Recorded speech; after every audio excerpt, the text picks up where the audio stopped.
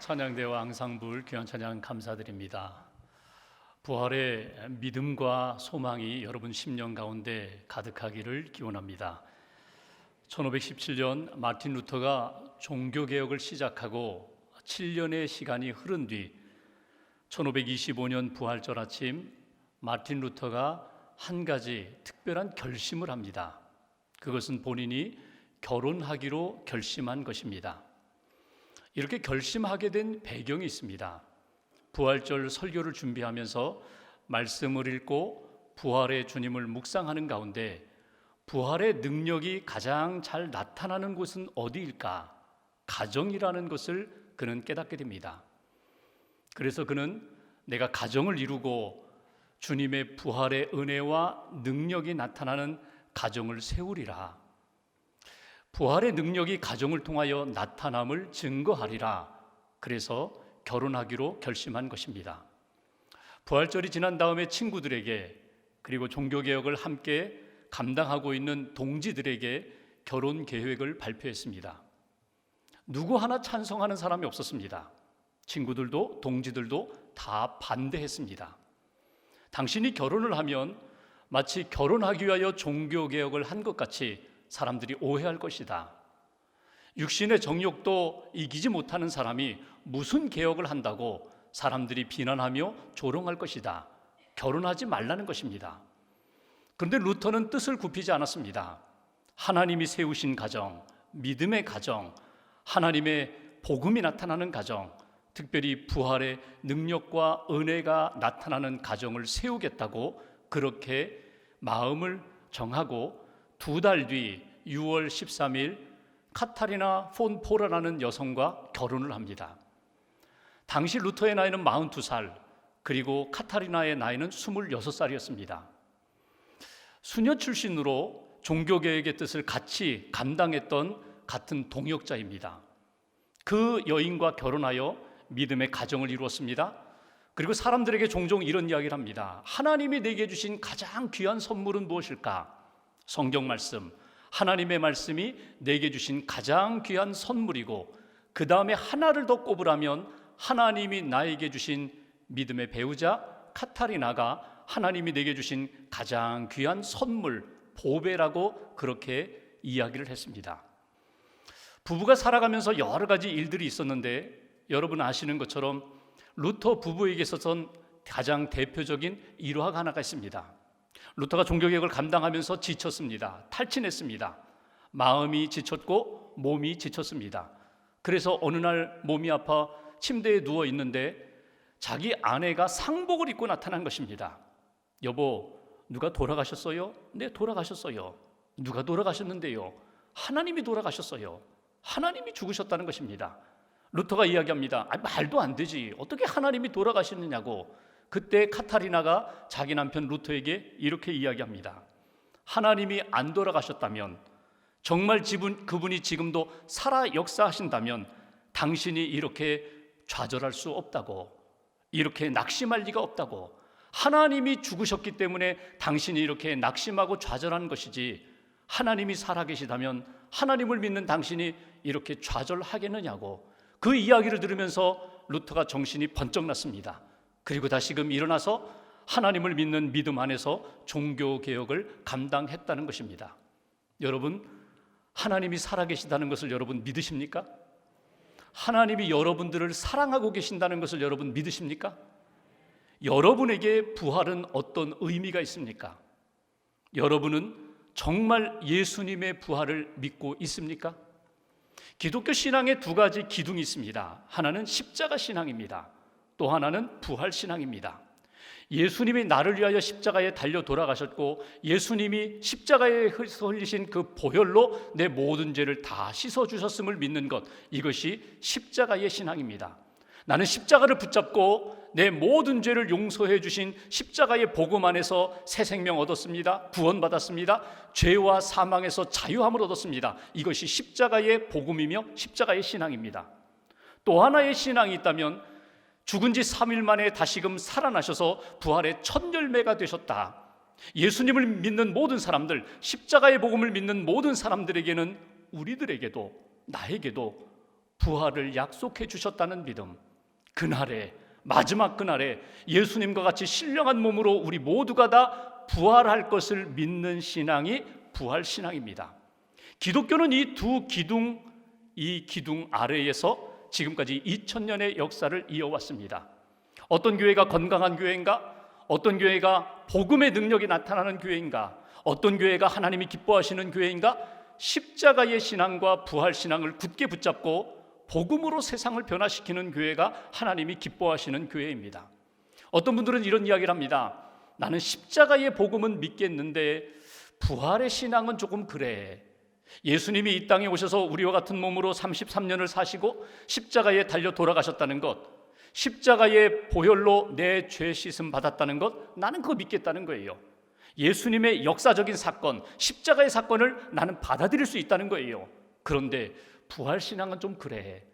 어떻게 죽은 자가 다시금 살아날 수가 있어?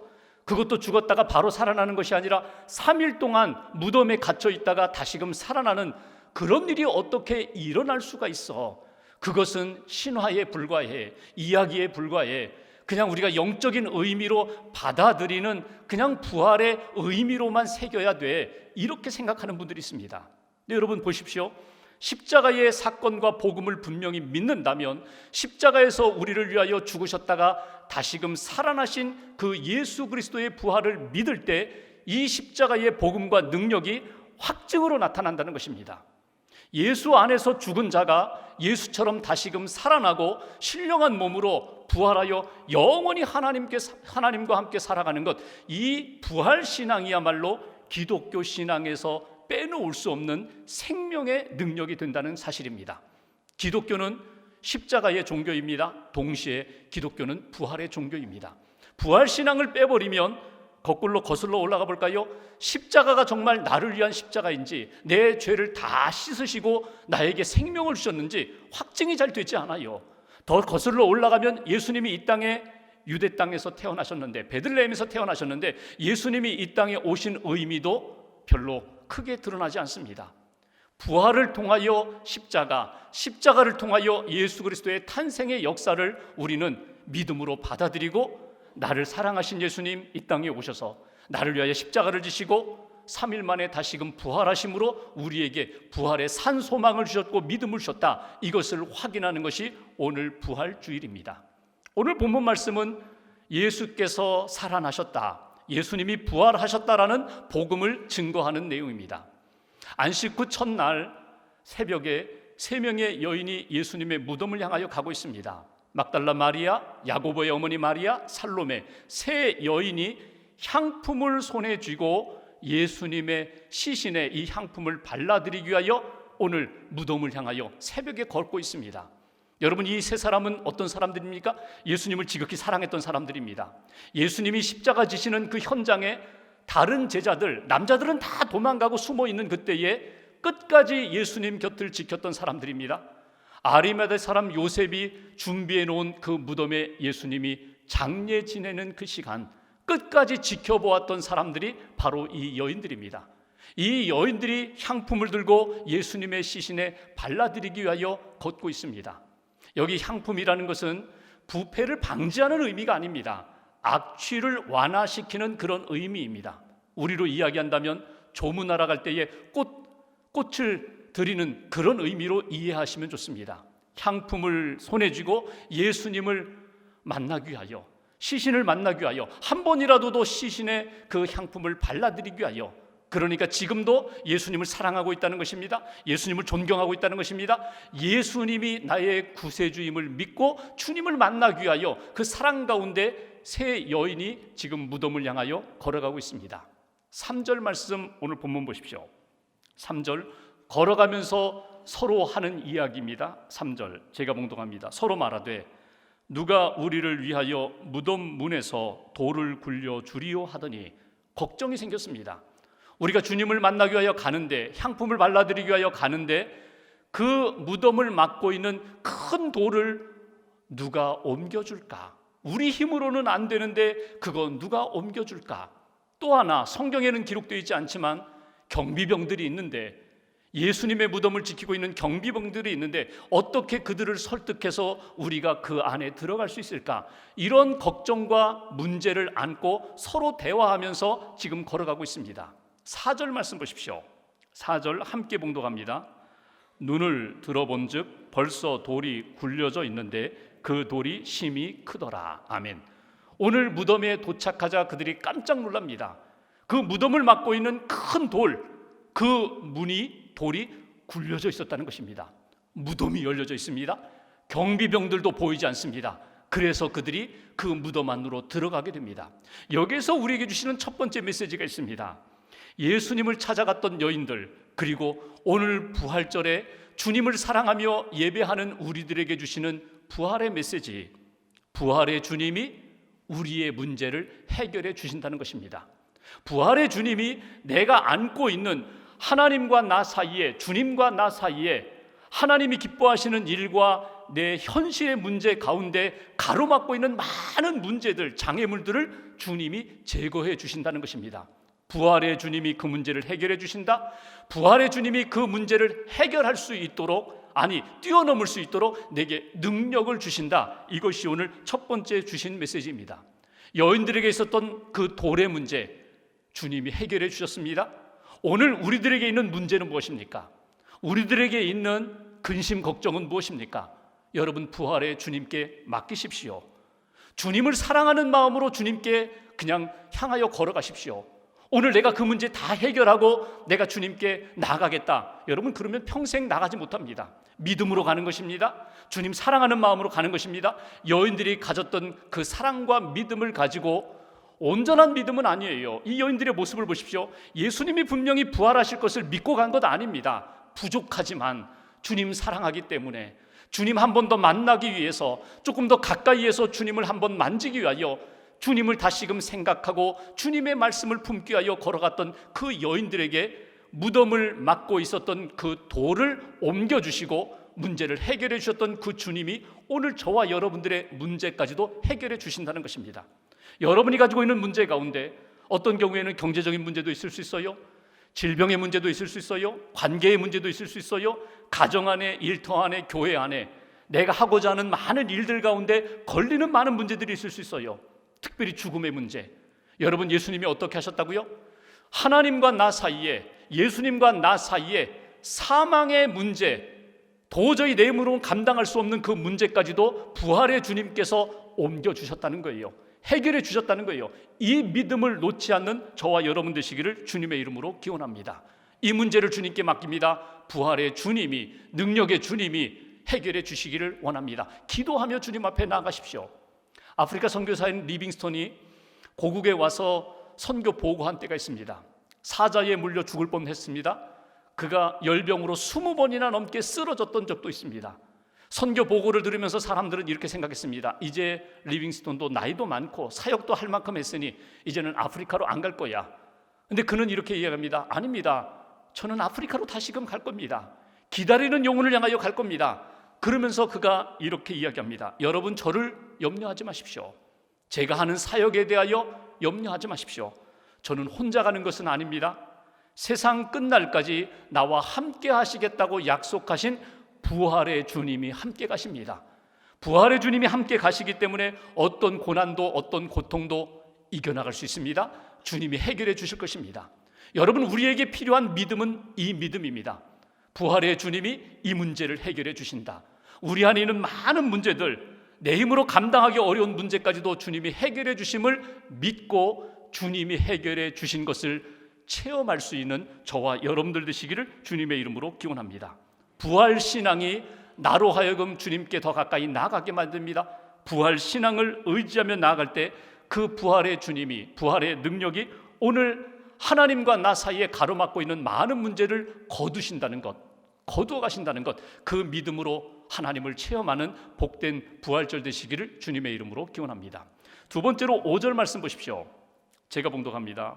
무덤에 들어가서 흰옷을 입은 한 청년이 우편에 앉은 것을 보고 놀라매 무덤 안으로 들어갔습니다. 그런데 여인들이 깜짝 놀랐습니다. 흰옷 입은 한 청년이 우편에 앉아 있는 거예요. 여러분, 여기 흰옷 입은 청년이라고 표현되어 있는데 여러분 흰옷을 입었다라는 이 표현은 당시에 천사를 일컫는 관용구입니다. 그러니까 천사가 무덤 안에서 새 여인을 맞이했다는 것입니다. 천사의 말을 들어보실까요? 여기 6절 말씀 보겠습니다. 6절 한 절을 같이 봉독합니다.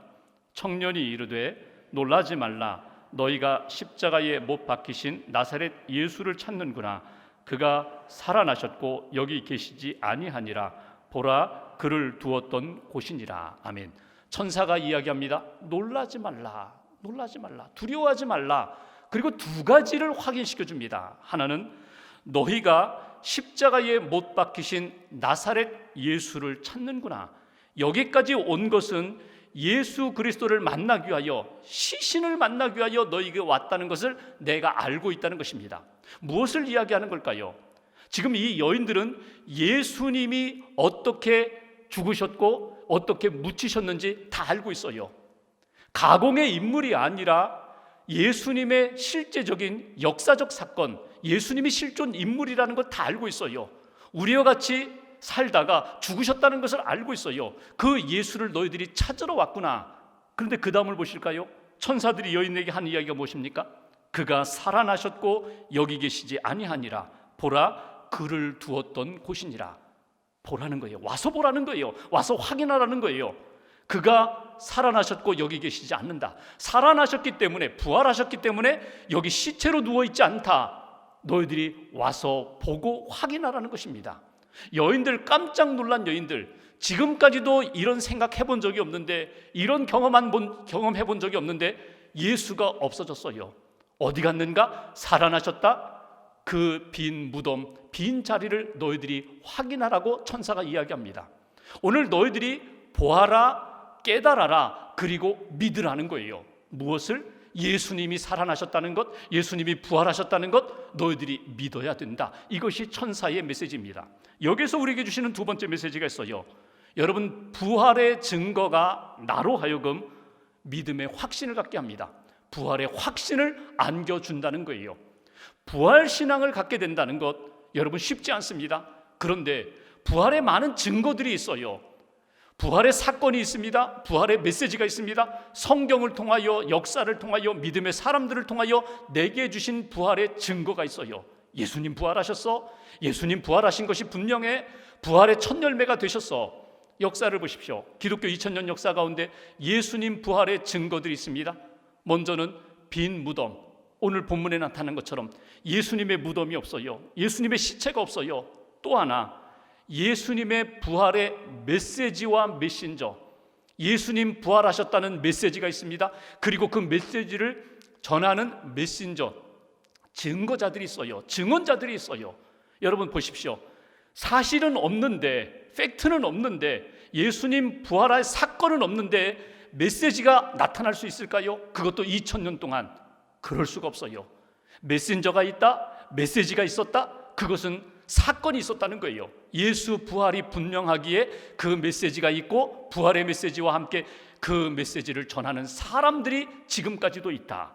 또 하나, 예수님 부활하신 모습을 본 사람이 있다는 거예요. 막달라 마리아에게 보여주셨습니다. 엠마오로 가는 두 제자에게 보여주셨습니다. 11명의 제자들, 불안과 두려움 가운데 떨고 있는 방 안에 있는 제자들에게 부활의 주님이 나타나 보이셨습니다. 그리고 사도 바울은 고린도전서 15장에 보면은 예수님이 부활의 몸으로 500명에게 동시에 보여주셨다는 거예요. 그리고 바울은 무엇을 이야기합니까? 그 예수님을 동시에 보았던 500명 가운데 상당히 많은 사람이 아직도 살아있다는 거예요. 어떻게 500명 거짓으로 입을 맞출 수가 있겠느냐? 그렇게 할 수가 없다. 부활의 주님이 보여주셨기 때문에 그 부활의 주님, 예수님 부활하셨다, 증거로 붙잡을 수가 있다. 또 하나, 결정적인 증거 가운데 하나가 제자들의 변화입니다. 죽음이 무서워, 십자가 무서워 도망갔던 제자들, 부활의 주님을 만났기 때문에 믿음의 용사가 되었다. 땅끝까지 주의 복음 증거하며 순교자가 될 수 있었다. 그들의 변화, 180도 변화된 것은 인위적으로 만들 수 있는 것 아니다. 우연히 이루어질 수 있는 것 아니다. 부활의 주님을 만났기 때문에, 성령을 받았기 때문에 그들이 변화된 것이다. 그리고 마지막 하나, 2000년 기독교 역사 가운데 내 안에 계신 예수님, 부활의 주님을 만난 수많은 사람들, 그들의 체험과 그들의 증거가 있기에 우리가 예수 그리스도의 부활을 믿어야 된다고. 여러분, 이 부활절 아침에 우리가 고백하는 내용이 무엇입니까? 예수님 살아나셨습니다. 예수님 부활하셨습니다. 예수님 약속하신 대로 부활하실 뿐만 아니라 우리도 부활할 것을 믿습니다. 이렇게 믿음으로 고백하는 하나님의 사람이 되어라. 이것이 부활절에 우리에게 주시는 메시지입니다. 십자가의 복음을 믿는 사람이라면 예수 그리스도의 부활의 능력과 약속을 믿는 하나님의 사람이 되어야 한다고. 우리가 사도신경을 고백하죠. 예배 드릴 때마다 사도신경의 마지막 고백이 무엇입니까? 죄를 용서받는 것과 몸의 부활과 영생을 믿습니다. 여러분, 입술의 고백이 아니라 내 심령의 고백으로 예수님의 십자가의 복음을 믿습니다. 예수님처럼 나도 부활할 것을 믿습니다. 그리고 영생을 믿습니다. 이 고백을 확인하는 주일이 오늘 부활절입니다. 다시 한번 예수 그리스도의 부활의 증거를 붙잡고 부활의 확신을 갖는, 부활의 믿음으로 살아가는 저와 여러분 되시기를 주님의 이름으로 축원합니다. 마지막 7절 말씀 보십시오. 7절 한 절 같이 봉독합니다. 가서 그의 제자들과 베드로에게 이르기를 예수께서 너희보다 먼저 갈릴리로 가시나니 전에 너희에게 말씀하신 대로 너희가 거기서 배우리라 하라 하는지라. 아멘. 여기 보시면 천사가 여인들에게 하는 이야기입니다. 가서 제자들에게, 특별히 베드로에게 이렇게 전하라. 예수님 갈릴리에 가셨다. 갈릴리에서 예수님을 만나라. 그 메시지를 전해주세요. 근데 여러분, 우리가 마가복음을 읽어가다 보면 14장 28절에 이미 예수님이 제자들에게 주신 말씀입니다. 내가 살아난 후에 너희보다 먼저 갈릴리로 가리라. 거기서 만나자는 거예요. 여러분, 갈릴리는 어떤 곳입니까? 제자들이 예수님의 부름받은 곳입니다. 예수님을 만난 곳입니다. 말씀을 듣고 기적을 경험하며 은혜 받은 곳입니다. 그곳에서 만나자는 거예요. 여러분, 갈릴리라는 그 지역이 특별한 지역이 아닙니다. 예수님이 계신 곳이기 때문에 특별하고 예수님의 말씀이 계신 곳이기 때문에 특별한 곳입니다. 부활의 주님이 갈릴리로 가겠다는 거예요. 갈릴리에서 만나자는 거예요. 여러분, 제자들이 갈릴리로 갔을 때 어떤 상태입니까? 예수님을 온전히 따르지 못해서 부끄러운 상태입니다. 그리고 자기들이 왜 예수님을 부인했는가? 특별히 베드로 같은 제자, 가슴을 치면서 후회하며 낙심하는 상태에 있는 그런 제자들입니다. 그 제자들을 부활의 주님이 만나시겠다는 거예요. 책망하지 않으시고 정죄하지 않으시고 위로해 주시면서 믿음으로 붙들어 주시겠다, 소망을 안겨 주시겠다. 그것이 오늘 갈릴리에서 만나자고 하신 주님의 메시지입니다. 여기에서 우리에게 주시는 세 번째 메시지가 있어요. 예수님을 떠났던 제자들 베드로, 그리고 때로는 주님을 부인하고 믿음에서 벗어났던 우리들에게 주시는 메시지, 부활신앙이 우리로 하여금 소망을 갖게 해주신다. 주님이 회복해 주실 뿐만 아니라 산 소망을 붙들게 해주신다. 이거 놓치지 말라는 거예요. 요한복음 21장에 보면은 정말 예수님이 갈릴리에서 제자들을 만나 주십니다. 물고기 잡고 있는 베드로를 부르십니다. 아침 조반을 드시면서 베드로야, 네가 나를 사랑하느냐 3번 부르시고 내 양을 먹이라, 내 영을 먹이라. 사명을 주시는 예수님, 책망하지 않으세요. 이놈아, 기도하라고 할 때 왜 기도하지 않았어? 왜 너 나 멀찍이 따라오다가 부인했어? 3번씩이나. 책망하지 않으세요. 위로하시고 소망으로 다시금 회복시켜 주십니다. 이 은혜가 너무나 커서 베드로 전서와 후서를 읽어보면 베드로 자신이 예수님에 대하여 간증하며 고백할 때에 제일 먼저 했던 고백이 뭔지 아세요? 베드로전서 1장 3절에 보면은 예수님이 내게, 부활의 주님이 내게 산 소망을 주셨다는 거예요. 리빙 홉, 살아있는 소망을 주셨다는 거예요. 꺼지지 않고 시들지 않고, 그리고 죽지 않는 생명의 소망을 내게 주셨다. 그 소망은 살아계신 예수님, 부활하신 예수님이 내게 안겨주신 소망이다. 이 소망을 붙잡고 나는 주의 일을 감당하리라. 이 소망 안에서 하나님이 기뻐하시는 길을 걸어가리라. 이것이 오늘 베드로의 신앙 고백입니다. 여러분, 부활절 아침에 다시 한번 부활의 신앙을 고백하면서 하나님이 우리에게 부어주시는 산 소망으로 다시금 일어나는 저와 여러분 되시기를 주님의 이름으로 기원합니다. 하버마스라는 학자가 있어요. 부활 신학으로 유명한 신학자입니다. 무신론자들과 이 부활 논쟁을 해서 설득시키고 예수님 믿게 만들었던 그런 학자입니다. 부활에 관하여 7권의 책을 쓴 학자입니다. 그런데 자기 아내가 큰 병에 걸렸어요. 그리고 점점 병이 악화되면서 임종의 시간을 맞이하게 됩니다. 임종의 시간이 가까웠다는 소식을 듣고 제자들이 교수님께 전화를 걸었어요. 교수님, 사모님이 죽어가는 이 시간, 교수님은 예수님의 부활을 믿고 계시니까 예수님의 부활 때문에, 그 사실 때문에 얼마나 기쁘지 않습니까? 기쁨이 있지 않습니까? 부활이 있다는 사실에 교수님은 참 기쁘시겠어요. 그 이야기를 듣는데 전혀 마음에 와닿지가 않아요. 오히려 하나님 앞에서 원망뿐입니다. 왜 내 아내를 이렇게 데려가시려고 하는가? 하나님 앞에 원망해요. 그리고 하나님 앞에 좀 말씀해 주세요. 좀 이 의미를, 뜻을 가르쳐 주세요. 근데 하나님이 그때 주신 말씀이 나는 내 아들을 3일 만에 다시금 살렸다. 그 말씀만 하시는 거예요. 나는 내 아들을 3일 만에 다시금 살렸다. 제자들이 부활의 소식 때문에, 부활의 믿음 때문에 기뻐하시겠습니다. 그 이야기와 이 하나님이 주신 내 아들을 3일 만에 살렸다, 그 말씀을 이렇게 품고 기도하는데 깨달음이 왔어요. 그래, 내 아내 육신적으로는 죽지만 그 부활의 복음대로 내 아내 다시금 살리실 하나님, 부활하실 그런 하나님, 나도 마찬가지다. 나도 언젠가 이 땅에서 살다가 죽겠지만 나도 다시금 살리실 하나님, 부활하실 하나님을 바라보자, 믿자. 부활신앙으로 다시 한번 이 어둠의 시간을 지나가자. 그 부활신앙을 고백하니까 마음이 밝아지는 거예요. 믿음의 고백으로 하나님이 기뻐하시는 은혜를 받게 되는 거예요. 여러분, 하나님 앞에서 이 부활절은 어떤 날입니까? 예수님의 부활을 고백하는 날입니다. 예수님 부활하셨습니다. 동시에 나의 부활을 소망 가운데 바라보며 고백하는 날입니다. 예수님의 부활로 시작한 부활절이 나의 부활로 완성되는 것이 부활절입니다. 예수님의 부활의 그 능력과 은혜를 오늘 다시 한번 고백하며 체험하게 해달라고. 여러분, 우리 교회가 123년 되는 날입니다. 여러분, 하나님이 기뻐하시는 교회는 어떤 교회일까요? 십자가의 복음과 부활의 증인으로 살아가는 성도와 그리고 믿음의 역사가 나타나는 교회가 하나님이 기뻐하시는 교회입니다. 복음으로 세상을 변화시킨다. 우리가 무엇으로 세상을 변화시킵니까? 십자가의 복음과 부활의 능력으로, 부활의 소망으로 세상에 나아가 증언자의 삶을 살아야 합니다.